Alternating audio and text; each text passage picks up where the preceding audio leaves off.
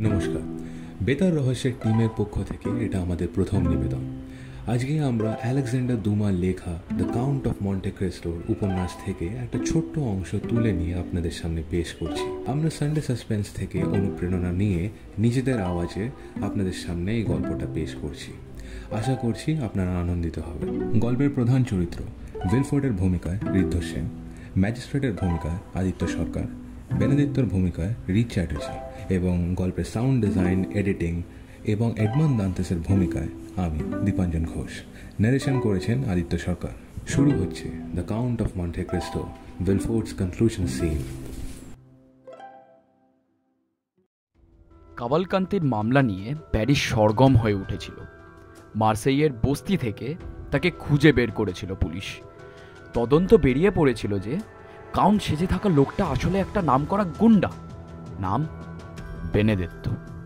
সারা Paris এমন রগরগে ঘটনায় উত্তেজিত হয়ে উঠেছিল। প্যারিসের অভিজাত সমাজের মানুষেরা রেগে আগুন হয়ে গেলেন এই ভেবে যে গুন্ডা, তার এত সাহস যে পরিচয় গোপন করে তাদের সাথে সমানভাবে ঘোরাফেরা করছে। সেই জন্যই যখন কাভালকান্তির মামলা আদালতে উঠল, সারা প্যারিস চেয়েছিল তার দৃষ্টান্তমূলক সাজা হোক।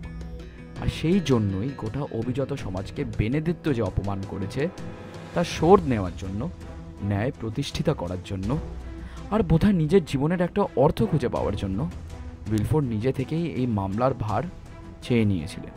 কিন্তু বিচারক হিসেবে নয়, সরকার পক্ষের উকিল হিসেবে, বেনেদিত্তোর বিপক্ষে। বেনেদিত্তোর অবশ্য কোনো হেলদোল ছিল না। পুলিশের সাথে হাত বাঁধা অবস্থায় সে যখন লোক ঠিক ঠিক করা আদালতে ঢুকলো, তখনও সে হাসছে। উইলফোর্ডকে দেখে তার চোখ জ্বলে উঠল। আসামির দিকে আঙুল তুলে বজ্র কণ্ঠে বলতে লাগলেন তার কুকীর্তির কথা। আপনারা ভালো করে দেখুন আসামিকে। প্যারিসে কে ইটালির কাউন্ট আন্দ্রেয়া কাভালকান্তি বলে চিনত, কিন্তু এ আসলে সমাজ বিরোধী খুনি, গুন্ডা, জালিয়াত। নাম বেনেদিত্তো। কিন্তু জাল পরিচয় বীর ধপে প্যারিসের মাননীয় ব্যক্তিদের সাথে এর মেলামেশা করতে আর বাধেনি। এ শুধু তাদেরকেই নয়, গোটা প্যারিসকেই ঠকিয়েছে। তারপর খোদ প্যারিসের মাঝখানে কার্লোস স্যান্টিয়াগো নামের একজন বিদেশিকে খুন করে ফ্রান্সের আন্তর্জাতিক মহলকে প্রশ্নের দিকে ঠেলে দিয়েছে। এ ফ্রান্সের আইনকে হাঁসফাঁস করে তুলেছে। এই প্রতিটি অভিযোগ আমরা প্রমাণ করে দেব। আশা করি এই ঘৃণ্য অপরাধের বিচার করে আপনারা আমার সঙ্গে সহমত হবেন যে একমাত্র মৃত্যুদণ্ডই হচ্ছে এই বেনেদিত্তের পক্ষে উপযুক্ত। ম্যাজিস্ট্রেট এবার কাভালকান্তিকে উঠে দাঁড়াতে বললেন, নিয়ম মাফিক প্রশ্ন উত্তরের জন্য। কাভালকান্তির হাবভাব দেখে মনে হচ্ছিল সে যেন বন্ধুদের সাথে আড্ডা মারতে এসছে। আপনার নাম? ধর্মাবতার। এই প্রশ্নের উত্তর আমি সবার শেষে দেব, কারণ আছে, পরে বুঝতে পারবেন। আদালতে গুঞ্জন শুরু হয়ে গেল। উইলফোর্ডের ভুরু কুঁচকে গেল। ম্যাজিস্ট্রেট নিজেও অবাক হলেন। Silence, silence. তাই হবে। আপনার বয়স কত? 25। 1815 সালে 27 সেপ্টেম্বর আমার জন্ম। কোথায়? মার্সেই থেকে একটু দূরে ফ্লোরভিল গ্রামে। কেউ খেয়াল করল না যে এই শেষ দুটো উত্তর শুনে উইলফোর্ডের মুখ লাল হয়ে উঠেছে। আপনার পেশা? ছিচকে মস্তানি দিয়ে জীবন শুরু করেছিলাম ধর্মাবতার। চুরি, পকেটমারি, গাঁট কাটার কাজ করতাম প্রথমে, তারপর ডাকাতি, জালিয়াতি, জচ্চুরি, হেন কুকর্ম নেই যা করিনি। খুনও করেছি, জেলও খেটেছি বহুবার। এতে গর্ব করার কিছু নেই। এবার প্রথম প্রশ্নের জবাবটা দিন। আপনার আসল নাম কি? আমার আসল নাম আমি জানি না হুজুর, তবে আমার বাবার নামটা জানি। হেয়ালি করবেন না। কি নাম আপনার বাবার? আমার বাবা হলেন গোটা ফ্রান্সের শ্রদ্ধার পাত্র, ন্যায়ের প্রতিমূর্তি, বিচারপতি জেরার্ড দে উইলফোর্ড, যিনি আজ আমার মতো নরকের কীটকে আবার নরকে পাঠাবেন বলে প্রতিজ্ঞা করে পাবলিক প্রসিকিউটরের গাউন পরে বসেছেন। ওই যে। আদালতের মধ্যে যেন বোমা ফাটল লোকজনের গোলমালে। কান পাতা দায় হয়ে উঠল। উইলফোর্ডের মুখ থেকে সমস্ত রক্ত নেমে গেছে। তিনি তোলে উঠলেন, হাত চেপে চেয়ারে বসে পড়লেন। Silence, silence. কি উল্টোপাল্টা বলছেন? যা অপরাধ করার তা তো আপনি করেছেনই, তার ওপর জনসমক্ষে আমাদের সমাজের একজন অন্যতম গুরুত্বপূর্ণ মাননীয় লোকের মানহানি করছেন। এর শাস্তি কি তা আপনি জানেন? আমি তো মিথ্যে কিছু বলিনি ধর্মাবতার। আমি সত্যি আমার আসল নাম জানি না, কারণ আমার জন্মানোর পর আমার বাবা আমায় আদর করে কোনো নাম ধরেই ডাকার সময়ই পাননি। তিনি আমায় মাটিতে পুঁতে ফেলতে ব্যস্ত হয়ে পড়েছিলেন কিনা। মানে? বলছি, 1815 সালে আমার বাবা মসিয়ে জেরার দে উইলফার সহকারী পাবলিক প্রসিকিউটর হয়ে মার্সেইতে ছিলেন। তখন এই জুলিয়েট বলে তার বাড়ির একটি কাজের মেয়ের সাথে তার একটি নিষিদ্ধ সম্পর্ক তৈরি হয়। আমি সেই সম্পর্কেরই ফসল। কথাটা জানাজানি হোক তা বাবা চাননি, তাই লক্ষ্যচক্ষুর আড়ালে ফুলফিল গ্রামে তিনি বাড়ি ভাড়া নেন মায়ের জন্যে। কিন্তু আমি ছিলাম বাবার কাছে অবাঞ্ছিত। অবৈধ সন্তানের কথা প্রকাশ হয়ে পড়লে তার চাকরি বা সুনাম কোনোটাই থাকতো না। তাই আমার জন্ম হওয়ার সঙ্গে সঙ্গেই বাবা আমায় একটা তোয়ালেতে মুড়ে বাগানে গর্ত খুঁড়ে পুঁতে দিচ্ছিলেন। আমার মা জানতেন তিনি একটা মৃত সন্তান প্রসব করেছিলেন। সেই শোকে তিনিও পরের দিন মারা যান। তারপর আমার ভাগ্য হুজুর, ঠিক তখনই ওই বাড়িতে চুরি করতে ঢুকেছিল একজন ইটালিয়ান। তার নাম আন্তোনিও। সে বাবাকে গর্ত বোঝাতে দেখেছিল। বাবা চলে গেলে সে আমাকে মাটি থেকে গর্ত করে আমাকে উদ্ধার করে। হুজুর, আন্তোনিওই আমাকে পিতার স্নেহে মানুষ করে। বেনেদিত্তো নামটা তারই দেওয়া। সে প্রথমে আমাকে নিয়ে ইটালি চলে গিয়েছিল। পরে ফ্রান্সে ফিরে এসে আমরা মার্সেইয়ে বস্তিতে থাকতে শুরু করি। তার কাছেই আমার গুন্ডামিতে হাতে খড়ি হয়। এই যা যা বললেন তা কি প্রমাণ করতে পারবেন? হ্যাঁ, সব কাগজপত্র আছে আমার কাছে, কিন্তু তার আর কোনো দরকার আছে কি? তাকিয়ে দেখুন না মসিয়ে উইলফার্টের দিকে, কি চেহারা হয়েছে ওর মুখের। সবচেয়ে বড় প্রমাণ তো ওইখানেই। সারা আদালতের দৃষ্টি ঘুরে গেল উইলফোর্ডের দিকে। কাওয়ালকান্তির কথাই ঠিক, তার মুখ ঝুলে পড়েছে, চুল খামচে ধরে পাথরের মূর্তির মতো মাথা নিচু করে বসে আছেন। ধর্মাবতার, আজ যদি আমি খুন জালিয়াতি অপরাধে মৃত্যুদণ্ড পাওয়ার উপযুক্ত হই, তাহলে মসিয়ে উইলফোর্ড ও মৃত্যুদণ্ড পাবে না কেন? কি সব কাগজপত্র দেব, নাকি আপনি নিজের মুখেই সব স্বীকার করবেন বাবা? না, কাগজপত্রের কোনো দরকার হবে না। আমি সব স্বীকার করছি, সব সত্যি।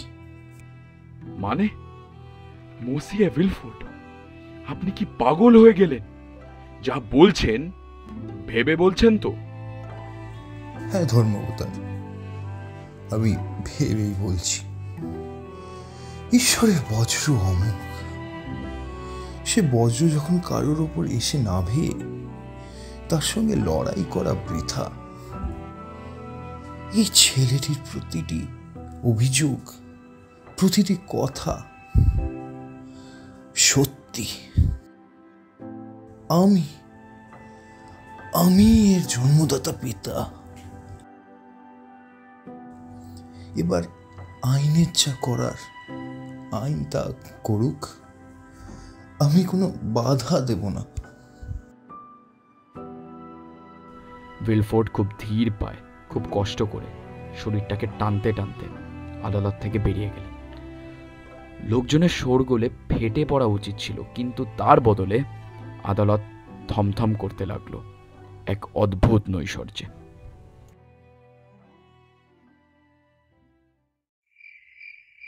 ঘরের সব আলো নিভিয়ে টেবিলে মাথা রেখে বসেছিলেন উইলফোর্ড। তার মনে পড়ছিল এতদিন ধরে তিল তিল করে গড়ে তোলা তার সম্মান এবং কর্মজীবনের কথা। লোক তাকে এক ডাকে চিনেছে তার ন্যায়পরায়ণ মূর্তির জন্যে। সেই সম্মান বাঁচানোর স্বার্থে নিজের স্ত্রীকে আত্মহত্যার সাজা দিলেন তিনি। কি লাভ হলো? সেই কোন কালের এক পাপের প্রেত আকাশ হয়ে নেবে এসে মুহূর্তের মধ্যে সব ধূলিসাৎ করে দিল। ঠিক এই ভেবেছিলেন তিনি, এই পাপেরই অভিশাপ তার সাজানো পৃথিবী ছাড়খাড় করে দিয়েছে। প্রচণ্ড যন্ত্রণা পেয়ে মারা গেছেন তার বাবা আর শাশুড়ি। চরম লজ্জায় মৃত্যুবরণ করেছে তার স্ত্রী, এমনকি সন্তান শোক পর্যন্ত পেয়েছেন তিনি। এডওয়ার্ডও গেছে, ভ্যালেন্টিনো তার সঙ্গে কথা বলা বন্ধ করেছে বেনেদেত্তোর ঘটনার পর। আর বেনেদেত্তো, সেও তো তার সন্তানই ছিল, তাকে মেরে ফেলতে চেয়েছিলেন। উইলফোর্ডের হঠাৎ মনে হলো যে সম্মান আর প্রতিপত্তির প্রাসাদ তিনি বানিয়েছিলেন, আদৌ কি তিনি তার যোগ্য? এতদিন ন্যায় আর নামে তিনি কতজনকে মৃত্যুদণ্ড দিয়েছেন, তারা সবাই কি আদৌ দোষী ছিলেন? তিনি নিজের স্ত্রীকে আত্মহত্যা করতে বাধ্য করেছেন, কি অধিকার ছিল তার? তিনি নিজেও তো খুন করতে চেয়েছিলেন একটা সদ্যজাতকে, নিজের সন্তানকে।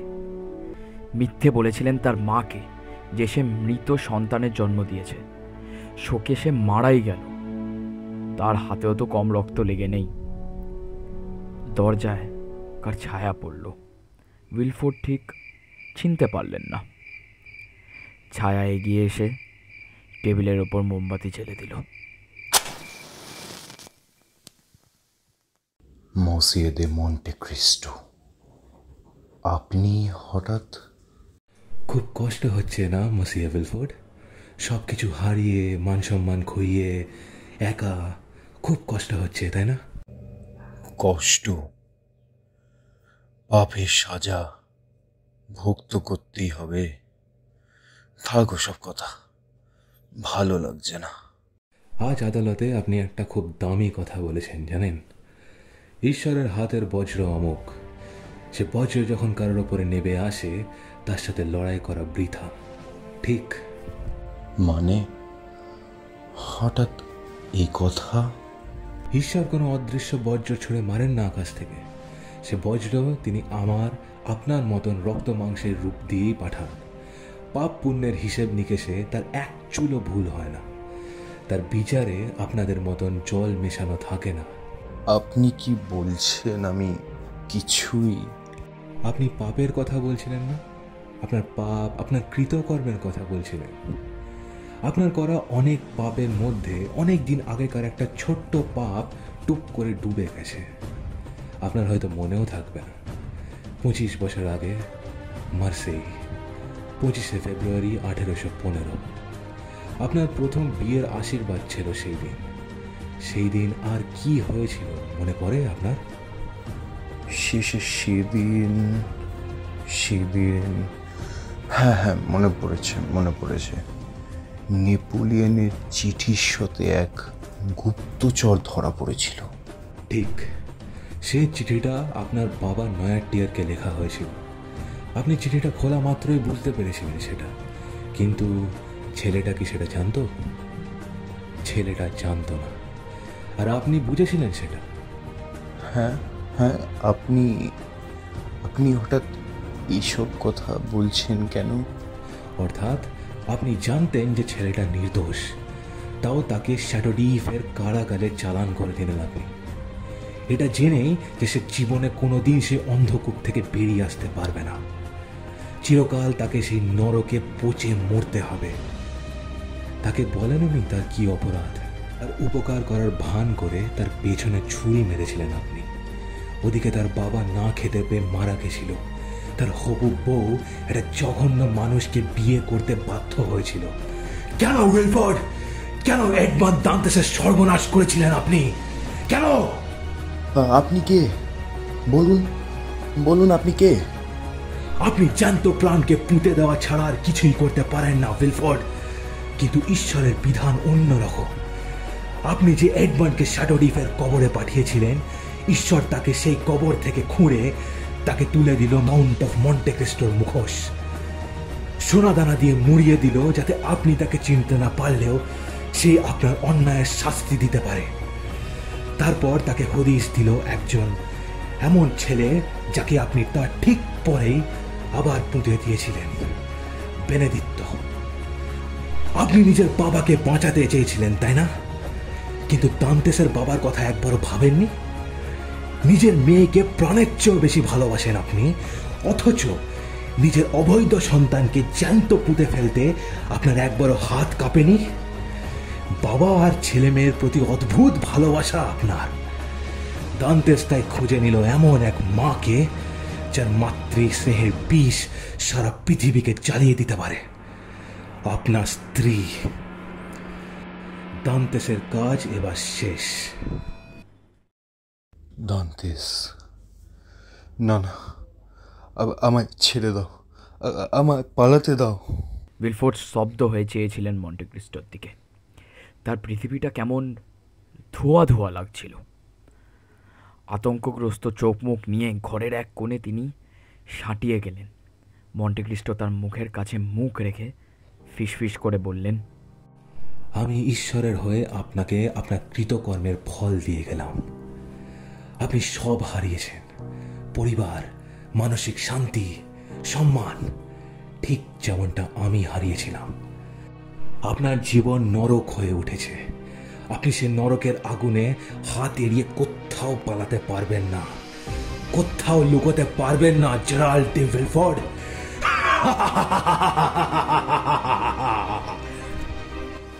মন্টে ক্রিস্টো মুচকি হেসে ঘর থেকে বেরিয়ে গেলেন। অনেকক্ষণ পরে উইলফোর্ডকে ডাকতে এসে তার চাকর দেখল যে তিনি ঘরের এক কোণে মাটিতে কুঁকড়ে বসে আছেন। চুল উস্কো খুস্কো, লাল চোখে উদ্ভ্রান্ত ভয়ের দৃষ্টি, মুখে কেবল একটাই কথা, আমায় ছেড়ে দাও, আমায় পালাতে দাও। খবর পেয়ে ডক্টর দিয়াবরে নিজে এসে পরীক্ষা করে দেখলেন এবং ডায়াগনোসিস ফেললেন। উইলফোর্ড বদ্ধ উন্মাদ হয়ে গেছেন।